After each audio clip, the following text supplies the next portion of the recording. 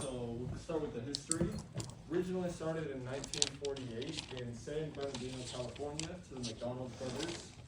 However, Ray Kroc is credited with the original McDonald's in 1955 in Des Plaines, Illinois.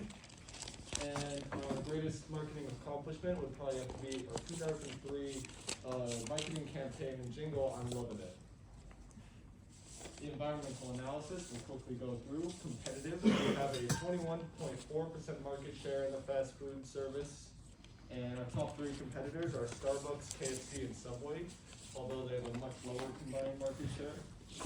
Economic, our biggest challenge has been the 2008 Great Recession, which dropped real estate prices by 30 to 50%, and consumer spending was at an all-time low since World War II. Technological, there's really been no upgrades, and we've been struggling to find alternatives and lowering times for our customers. Sociocultural, we currently operate in 118 different countries with over 35,000 different locations. Objectives and performance. One of our objectives is to serve as many people as possible, and our mission statement is to offer a friendly, fun environment for everybody to enjoy. And we're working towards sustainability currently with plans set to prevent 150 million tons of greenhouse gas emissions by 2030.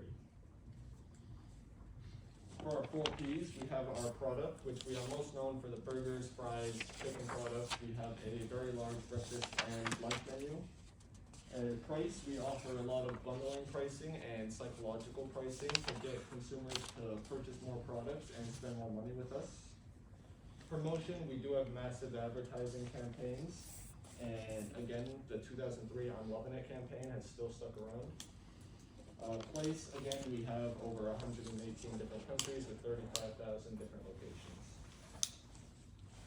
For the SWOT analysis, the most important things to look at here are the opportunities and threats. So our opportunities are going to be the veganism, which we will speak about later. And a lot of our competitors already have vegan options available, and thus we need to include that in order to compete in that niche market. Another thing is the delivery services. We're currently using third-party apps like DoorDash, Uber Eats, etc. We could do it ourselves and make a lot more money that way, hopefully. Some of our threats, however, is that there's a high competition in the market, of course, being fast food. And McDonald's has been pretty slow to change, as we see the other competitors coming out with vegan options, and we're still yet to have anything. Case study analysis, we looked at Burger King, which offers very similar products. However, they do have a much lower market share, as you can see up here. And on the next slide, we can see we do have the similar products. However, Burger King is priced at a lot higher. So then we show their vegan options, which we have KFC up here as well. McDonald's really doesn't have anything to compete for their vegan options. And on that note, I will pass it over to Ben.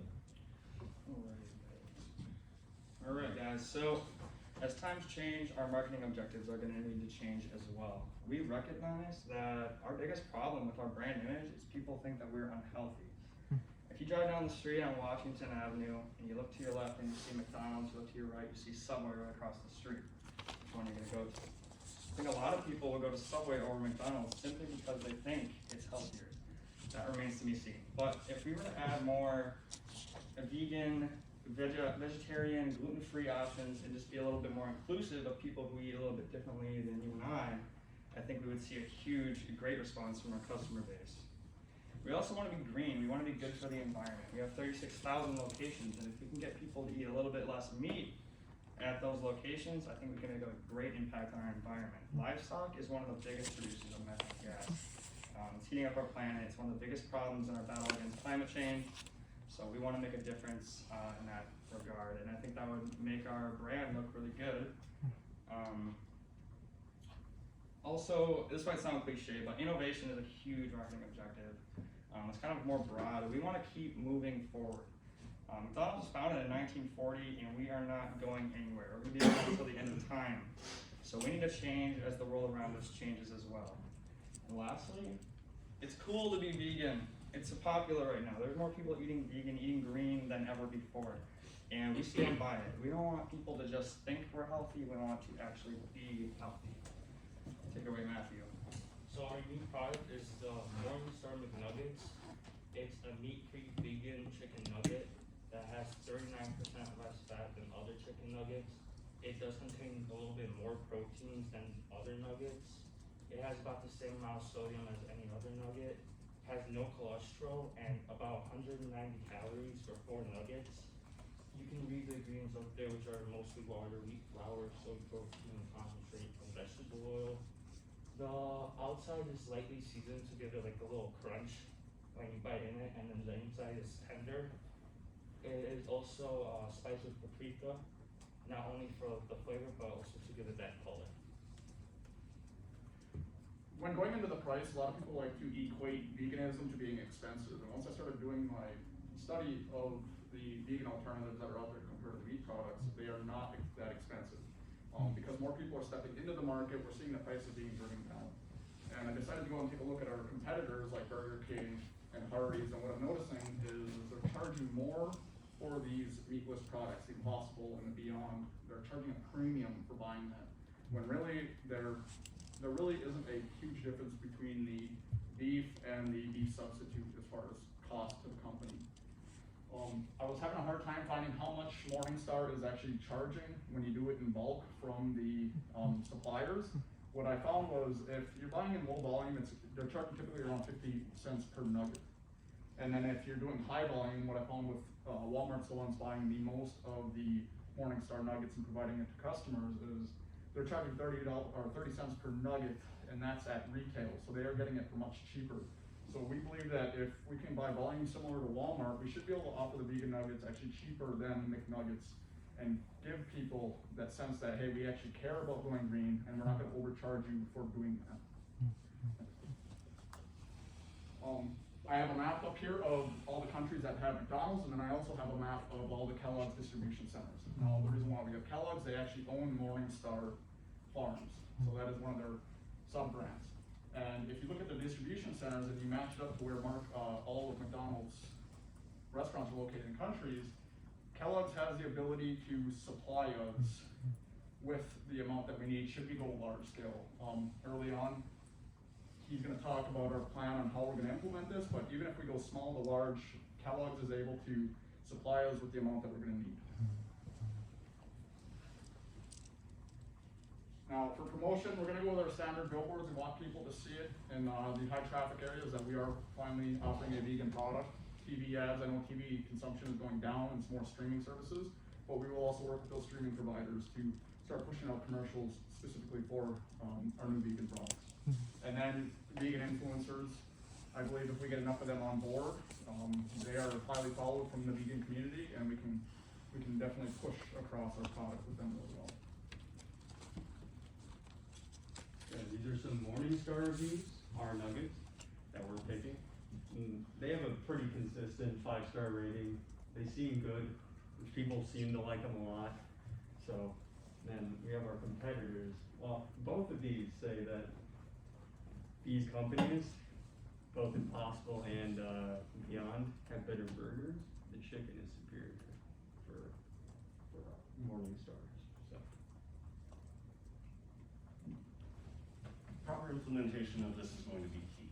We don't want McDonald's emergence into the vegan market to be strictly white noise in the market. So that, of course, will all start in our lab. We will see the nuggets begin at the Department of Sensory Evaluation, where they will be tested to ensure that they are both delicious and able to be consistent throughout all of our franchises. Once that is, once that is set and they are both delicious and consistent, we will move them on to our innovation center at our headquarters. There they will go through several mock kitchens to ensure that introducing them into our kitchens currently will not disrupt any current operations, and instead we'll be able to just fit it in like a nice puzzle piece. Additionally, we will be shaving off any unnecessary seconds in the manufacturing process, because like our VP Jeff Stratton says, seconds beget volume, and volume is very important to us. So once the setup and manufacturing process is complete, then we will begin our selected distribution. It does not make sense for us to distribute these nuggets to all of our 30,000 plus locations. We will be selecting a few locations within the United States that we have evaluated based off of revenue potential as well as vegan population. Because we don't want to be releasing these in areas with low vegan options for the vegan population, we want to ensure that if we're going to emerge on the vegan scene, we want to make sure that that market will accept our product and actually over the alternatives in such areas. So the locations we have determined is going to be Los Angeles, Orlando, Seattle, New York, Portland, and Austin. These are ranked among the top, I believe it was the top 10 United States cities with vegan populations, as well as the vegan options therein. If we want to properly test this product out, these would be the places to do so. Additionally, we are thinking about shipping overseas with this product as well. We have several European test markets that have been proved useful in the past in testing our previous products. Those being located in the United Kingdom, Denmark, the Netherlands, Sweden, and Austria. We'll be distributing there as well. And after a period of about 3 to 4 weeks, we will be determining if the Morningstar McNuggets are worth what they cost and are providing the revenue we are estimating. Additionally, consistent follow-up is going to be very important here. We need to evaluate and identify any possible problems that arise with the nuggets, be they on the manufacturing side or be they on the consumer acceptance side.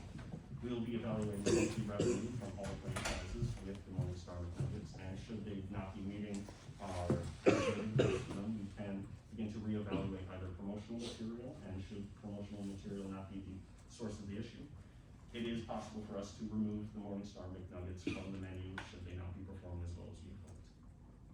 And finally, we need to be able to understand and communicate with our consumers. I propose that focus groups be held at a bi-monthly basis to ensure that we consistently gain qualitative data based on our consumers' opinions of the Morningstar McNuggets.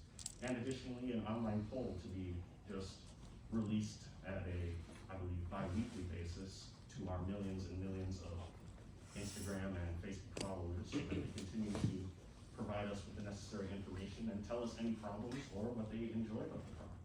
Should any problems arise, we would then have the consumer knowledge to understand how we can solve said problem, and communication is very important because if we're going to solve the problem, we need to know what the problem is. And with that, we open it up to questions.